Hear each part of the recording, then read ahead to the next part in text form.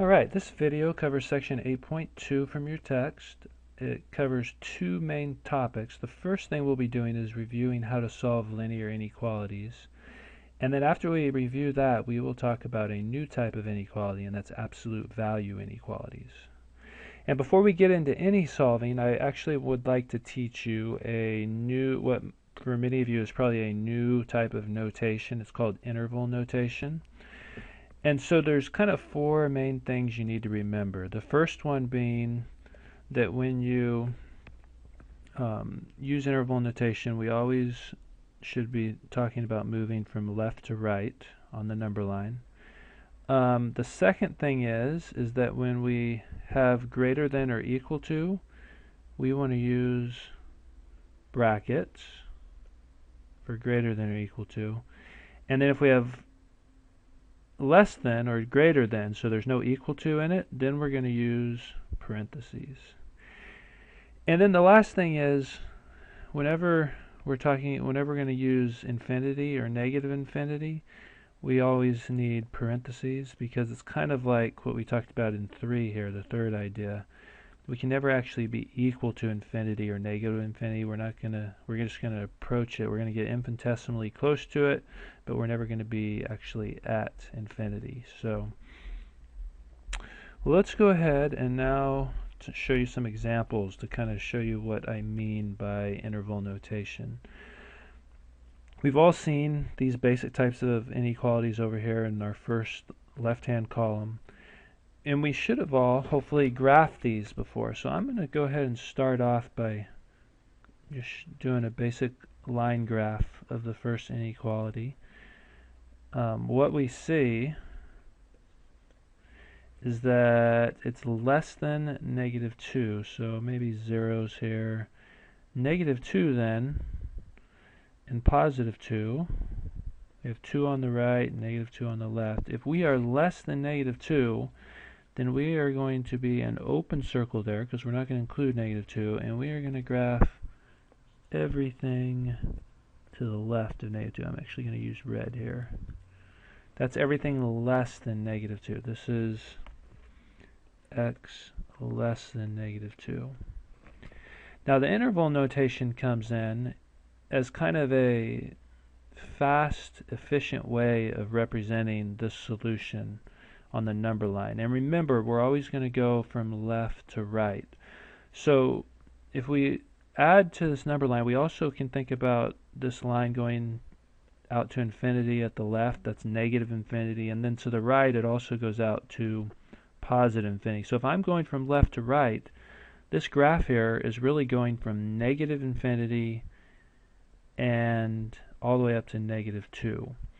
So let's go ahead and write those things here, and let's separate them by a comma. So we have negative infinity and comma negative 2. If I put those two pieces in my interval notation, the last thing I need to add is the brackets and the parentheses. Remember, for infinity or negative infinity, we use parentheses. So right here, I'm going to use parentheses. And then for the negative 2, because we are not equal to negative 2, it's just less than negative 2, we are going to also use a parenthesis. So x is less than negative 2 can also be represented in interval notation as negative infinity to negative 2. Let's talk about another one. Second example, x is greater than 3. So if I do that example, and I put 3 on here. 3 in this case we're going to be greater than or equal to 3. So this is where we would use a closed circle, because we're going to actually be including 3, and since it's greater than 3, we're going to shade everything to the right, remembering that this is infinity out here. Well, here if we move left to right, we're not going to start like we did the first one with negative infinity. Here our graph starts at 3. So we're going to go 3, and then it continues out to infinity. So I'm going to go 3, comma, infinity. Oh, that's a terrible infinity. I apologize. Let's fix that up. Okay, and then the 3 is an equal to. We are greater than or equal to 3, so that's where we use brackets. So this is going to be 3 with a bracket, and then the infinity again is always parentheses. So I could kind of read this going left to right. This is everything from 3, including 3, that's why I have the bracket there, out to infinity. Well, there's one more way this might look, and that's when we have what's called a double inequality. When we have x kind of sandwiched between two numbers, and we could graph what this would look like on the number line.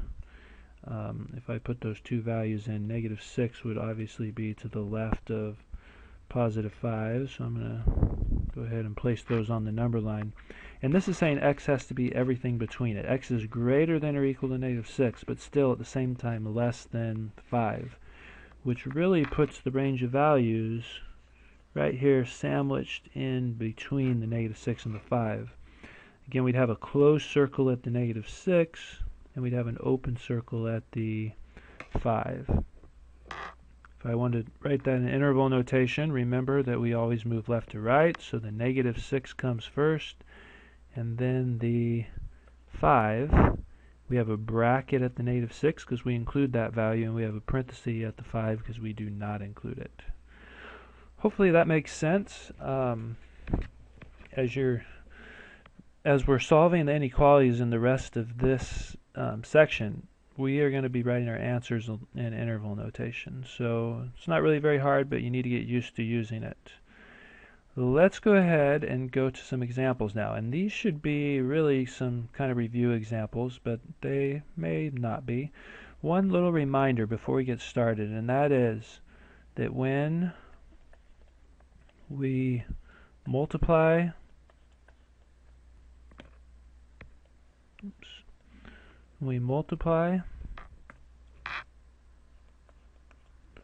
or divide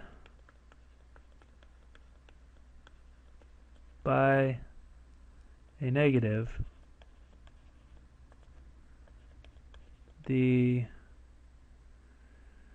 orientation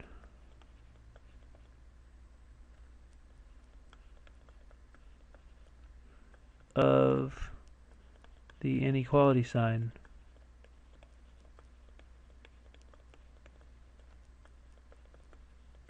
switches direction. And we'll see that here in our very first example. So if you just want to make a little note of that in your notes. The very first example, when you're solving inequalities, it's just like solving an equation. You got to get the x by itself. So with that first example, if we want to get the x by itself, we would of course subtract 2 from both sides, which after we subtract 2 from both sides, that's going to give us negative 3x is less than 15. And of course then we divide by negative 3 on both sides. And here is where that little note we just made comes into play, because we divided by a negative, which gives us x. Now this orientation is going to switch. We're not going to use less anymore. We are now going to use greater than, and that's negative 5.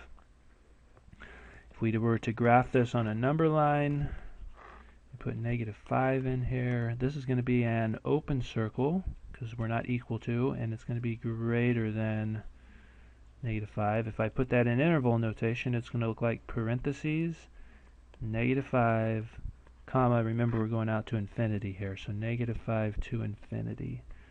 Final answer.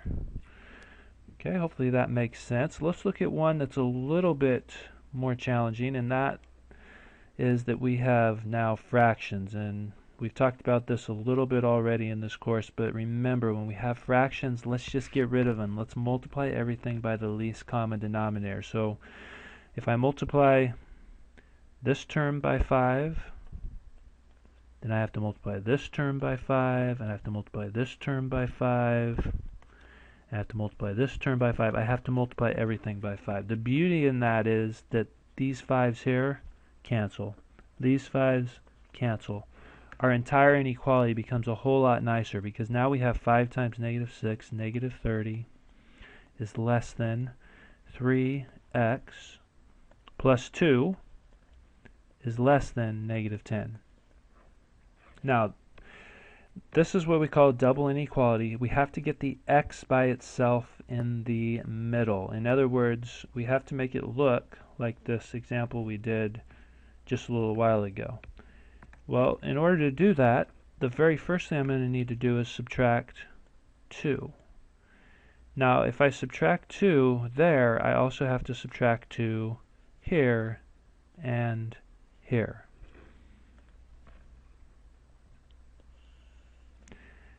That's going to give me negative 32. In the middle now, we only have 3x left because the 2's cancel. This is gone. And then on the outside, the other side, we have negative 12. Lastly, we want to divide both sides by 3 to get that x by itself. Divide all 3 sides by 3. The x's will cancel. We're left with negative 32 over 3. 3 does not go into 32 evenly. Is less than x is less than negative 4. If I go ahead and graph that on a number line, negative 32 over 3 is going to be roughly there. Negative 4 is going to be somewhere over here. We have open circles because there's no equal to, and we're going to shade between those 2 points. We're not going to include them, meaning that my interval notation is going to have parentheses, comma, negative 4, parentheses. Just the stuff that's between negative 32 over 3 and negative 4. Answers only fall within those range of values, the answers on the inequality. So that's a couple of examples. We have a basic linear inequality in one variable. We have a double inequality. Let's now look at another type of inequality called a compound inequality. That's when you have 2 inequalities combined together in a single problem. And really all we do is we solve each one separately and then look at what our answer is going to look like. So if I solve the one on the left first, my very first thing would be to subtract 4 from both sides, which gives us 3x is less than or equal to negative 21, which then if we divide both sides by 3, we get x is less than or equal to negative 7. You could also do the same thing on the other side. I want to add 9 to both sides. If I add 9 to both sides, I get 2x is greater than or equal to 16. And then I could divide both sides by 2, giving us x is greater than or equal to 8. Both of those parts are not real hard to come up with. I think everybody probably feels pretty comfortable about doing that. The difference with this problem is now we have 2 separate solution regions. We have a solution region on the left and we have a solution region on the right. Let's see what it looks like if we put both of those regions on the same number line. If I put negative 7 on here and 8 on here, the one on the left, the red one, is talking about this region with a closed circle because we are equal to negative 7 and everything to the left of that. If we're talking about the region on the right, that is again a closed circle because we're equal to, and this is going to include everything to the right of positive 8. So answers could fall either the red region or in the blue region. Now, in the same way, we could put each one of these solutions in interval notations. This solution is going to be everything from negative infinity to negative 7, including negative 7. And then the blue region is going to be everything from 8, including 8, with a bracket, out to positive infinity. And what we would say is that our answers can be included in both regions. And a lot of times what we do is we put this symbol here, which means union. It means the answer could be here or here. So let me box that answer up. Okay, now let's go ahead and move to a new type, the second main concept here, and that's the concept of absolute value inequalities. And I want to first actually state that there's really two cases here. There's case one.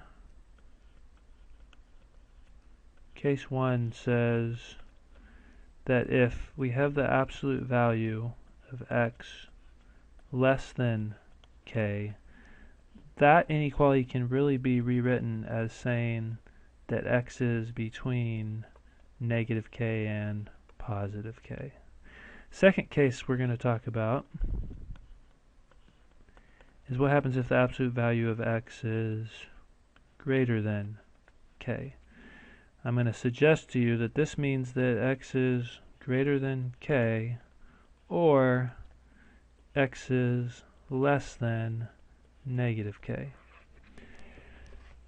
Note, either one of those cases, we've actually already solved a problem like that. We solved case 1 in example number 2. That was that double inequality problem we looked at.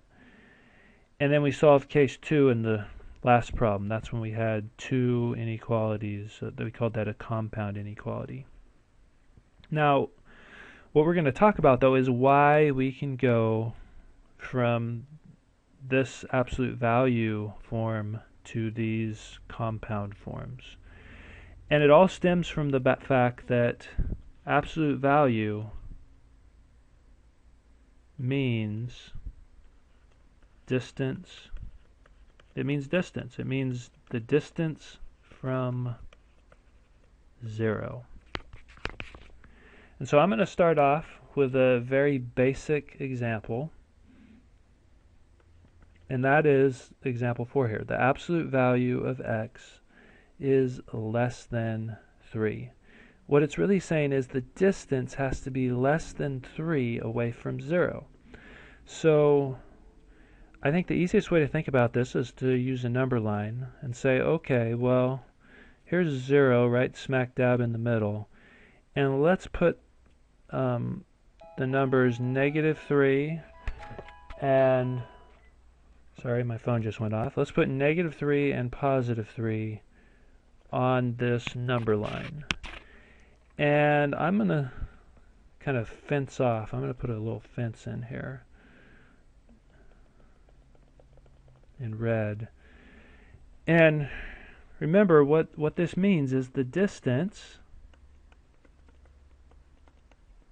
has to be less than 3 away from 0. In other words, we need to be regions that are inside.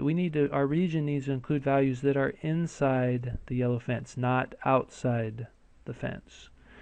So our actual answer, we're not going to include 3 because that would be a distance equal to 3. We're not going to have a distance equal to 3, but a distance less than 3. So we're not going to actually include values on the fence, but we are going to include all the values inside the fence.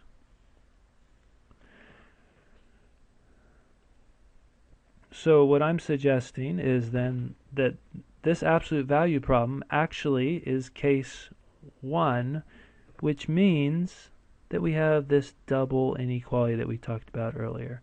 That means that our answer in this case is everything from -3 to +3. Now,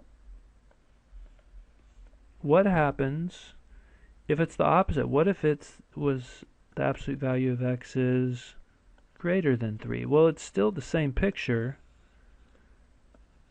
We still have to talk about our fences being at -3 and +3. The difference, though, is that now we want to be a distance of greater than 3 away from 0. In other words, we don't want our answers don't include any values inside the fence. We are now going to include values outside the fence. So we're going to include all this stuff, which of course we've learned how to write that in interval notation. That would be -infinity to -3, and of course 3 to +infinity. And we would take the union of those two answers. Now, this is, as I just said, this is really case 2, isn't it? This is case 2. We just saw that when we have an absolute value greater than k, it can be rewritten as that answer or that answer. Okay, now they're not always this basic. They sometimes are a little bit more complicated. So let's take a look at two more complicated problems, which are really doing the same thing. The first one being this absolute value problem in question number 5. Now, one thing we always have to do in these problems is to isolate first. We need to isolate the absolute value. Oops. Isolate the absolute value first. So what I'm suggesting is that in this first problem we need to add 8 to both sides, which makes this look like the absolute value 4x plus 9 is less than or equal to 5. Now, that means that this is really an example of case 1. We have a less than, which means it's one of those double inequality ones. It's this stuff, the 4x plus 9, is less, it's between 5 and negative 5. Okay, now we already talked about how to solve something like this. We would first subtract 9 everywhere.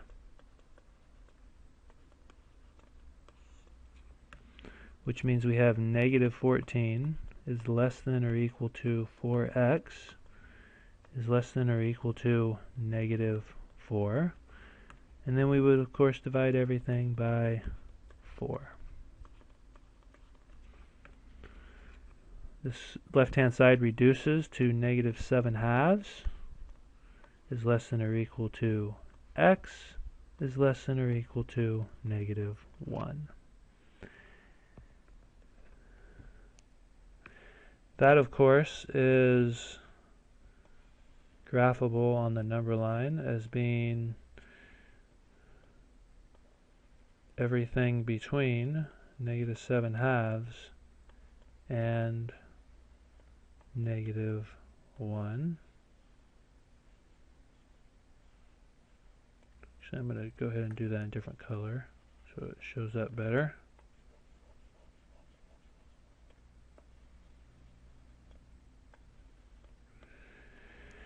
Which means our answer in this case is, in interval notation, negative 7 halves to negative 1. Okay, I hope that makes sense. Okay, so now let's take a look at example 6 here, and remember we first need to isolate, so this is going to be the absolute value of x plus 6 is greater than or equal to 3 because we subtract 5 first, and 8 minus 5 is 3. You'll notice this is now greater than or equal to absolute value inequality, which means we're in case 2, which if you'll remember from our picture we talked about earlier, case 2 is where our distance needs to be greater than that k away from 0, which means that our absolute value should look like greater than k or less than negative k, because we're in these blue regions over here. Our answers are in these blue regions. So what this means is that the x plus 6 should be greater than 3, or that x plus 6 should be less than or equal to negative 3. And again, we could solve both of these separately. If we subtract 6 from both sides, we get x is greater than or equal to negative 3. Or x is less than or equal to negative 9. We could put both of these on the same number line. We have negative 9 and negative 3. And that would mean everything was less than or equal to, close circle, negative 9, or greater than or equal to, close circle, negative 3, or our solution set is negative infinity to negative 9, bracket, union, negative 3 to infinity.